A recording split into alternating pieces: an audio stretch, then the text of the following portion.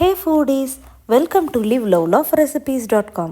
இன்றைக்கி நம்ம சேனலில் நம்ம பார்க்க போகிற ரெசிபி என்னென்னு பார்த்திங்கன்னா, ஒரு சூப்பரான சீஸி ஸ்பினச் ரோல்ஸ் எப்படி செய்கிறதுன்றது தான். இது நம்ம ஒரு பஃப் பேஸ்ட்ரியை வச்சு தான் செய்ய போகிறோம்.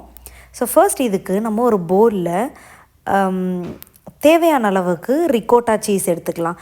இதில் நம்ம இந்த ரெசிப்பியில் டிஃப்ரெண்ட் டைப்ஸ் ஆஃப் சீஸ் நம்ம ஆட் பண்ண போகிறோம். இந்த சீஸ் எல்லாமே இவ்வளோ தான் ஆட் பண்ணணும்னு சொல்லிட்டு எந்த விதமான மெஷர்மெண்ட்ஸும் நம்மளுக்கு இல்லை. ஸோ உங்களுக்கு எந்த அளவுக்கு கண்டென்ட் வேணுமோ அந்த அளவுக்கு நீங்கள் சீஸஸ் எல்லாம் ஆட் பண்ணிக்கலாம். நான் ஃபர்ஸ்ட் ஆட் பண்ணது பார்த்திங்கன்னா ரிகோட்டா சீஸ் ஒரு 1/2 கப் அளவுக்கு ஆட் பண்ணேன். அடுத்தது பார்த்திங்கன்னா காட்டேஜ் சீஸ் கொஞ்சம் ஆட் பண்ணியிருக்கேன். அடுத்தது பார்த்திங்கன்னா ஃபெட்டா சீஸ் கொஞ்சமாக ஆட் பண்ணுறேன். இது எல்லாத்தையுமே ஆட் பண்ணிவிட்டு நல்லா மிக்ஸ் பண்ணிக்கலாம். இது கூடவே உங்கள்கிட்ட ஷ்ரெட்டட் மொசரல்லா சீஸ் அப்புறம் செடார் சீஸ் இருந்ததுனாலும் நீங்கள் அதை ஆட் பண்ணிவிட்டு எல்லாத்தையுமே ஒன்றா மிக்ஸ் பண்ணிக்கலாம். ஸோ இப்போ நான் ஃபெட்டா சீஸ் ஆட் பண்ணிவிட்டு அதை லைட்டாக மிக்ஸ் பண்ணிவிட்டு இப்போது ஷ்ரெட்டட் மொசரல்லா அண்ட் செடாரையும் ஆட் பண்ணிக்க போகிறேன். ஸோ இந்த சீஸஸ் எல்லாம் நம்ம ஆட் பண்ணுறதுனால நம்மளுக்கு ரொம்பவே ஃப்ளேவர்ஃபுல்லாக நல்லா சீஸியாக கிடைக்கும். அது மட்டும் இல்லாமல் இது ஒரு ப்ரோட்டீன் ரிச் டிஷ்ஷாகவும் நம்ம கன்சிடர் பண்ணிக்கலாம். ஏன்னா இதில் காட்டேஜ் சீஸ் இருக்கிறதுனால அது அதிகமான ப்ரோட்டீன் நம்மளுக்கு தரும். ஸோ உங்களுக்கு மார்னிங் பிரேக்ஃபாஸ்ட்டுக்கு நீங்கள் சீக்கிரமாக செஞ்சு சாப்பிட்ணும் அப்படின்னா இதை நீங்கள் செஞ்சுட்டு ஃப்ரீஸ் பண்ணிட்டீங்க, ஆற வச்சு ஃப்ரீஸ் பண்ணிட்டீங்க அப்படின்னா உங்களுக்கு எப்போல்லாம் தேவையோ அப்போல்லாம் ஜஸ்ட்டு அவன்லேயோ இல்லை ஏர் ஃப்ரையர்லேயோ ஒரு 5 மினிட்ஸ் மட்டும் ரீஹீட் பண்ணிவிட்டு சாப்பிட்டாலே நம்மளுக்கு ரொம்ப ஃபில்லிங்காக இருக்கும்.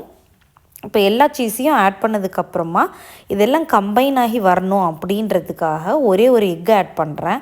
இன்கேஸ் நீங்கள் வெஜிடேரியன் அப்படின்னா நீங்கள் எக்கு ஆட் பண்ணாமல் கூட இதை நம்ம செய்ய முடியும். ஸோ இதில் எக் ஆட் பண்ணிவிட்டு இது கூடவே நான் பார்த்திங்கன்னா காரத்துக்கு காஷ்மீரி ரெட் சில்லி பவுடர் ஒரு 1 டீஸ்பூனும் கியூமின் பவுடர் ஒரு 1/2 டீஸ்பூனும் ஆட் பண்ணிவிட்டு இது எல்லாத்தையுமே நல்லா மிக்ஸ் பண்ணிக்க போகிறேன். இது எல்லாமே நல்லா மிக்ஸ் ஆனதுக்கப்புறமா இதில் பார்த்திங்கன்னா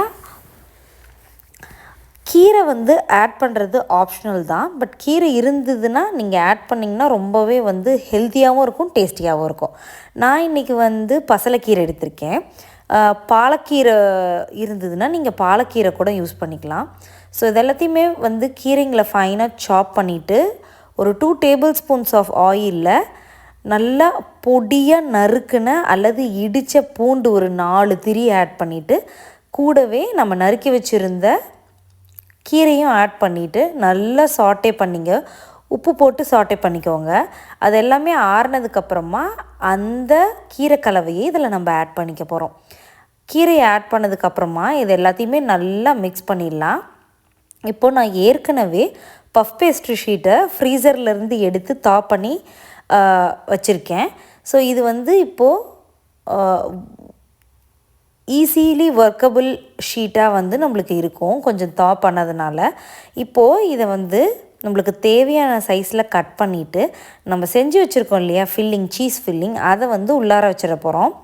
இந்த மாதிரி சீஸ் ஃபில்லிங்கை உள்ளார வச்சுட்டு நான் காட்டுற மாதிரி 2 பக்கமும் ரோல் பண்ணி வச்சிட்டிங்க அப்படின்னா நம்மளுக்கு சூப்பராக ரெடி ஆகிடும். இது எல்லாத்தையுமே ரோல் பண்ணதுக்கு அப்புறமா நம்ம எக் வாஷ் பண்ணணும். ஒரு முட்டையை உடச்சி ஊற்றி நல்லா கலந்துட்டு அதை இது மேலே ப்ரஷ் வச்சு நல்லா அப்ளை பண்ணி விட்டுட்டு உங்களுக்கு தேவைன்னா மேலே கருப்பு எள்ளு ஆர் வெள்ளை எள்ளு தூவிட்டு 180 டிகிரி செல்சியஸில் ப்ரீஹீட்டட் அவனில் ஒரு 40 to 45 மினிட்ஸ் பேக் பண்ணிங்க அப்படின்னா நம்மளோட இந்த சீஸி ஸ்பினச் ரோல் ரெடி ஆகிடும். அவன் டு அவன் டைமிங் மாறும். ஸோ நீங்கள் பார்த்துட்டே இருக்கணும்.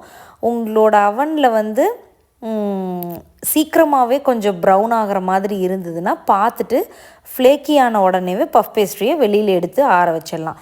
இதெல்லாம் நல்லா ஆறுனதுக்கு அப்புறமா இதை ஒரு ஜிப்லாக் பேக்லேயோ இல்லை ஏர்டைட் கண்டெய்னர்லேயோ போட்டு நீங்கள் ஃப்ரீசரில் வச்சுட்டு உங்களுக்கு தேவையானப்போ சர்வ் பண்ணிங்கன்னா சூப்பராக இருக்கும்.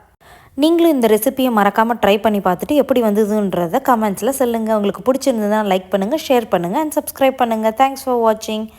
பாய்.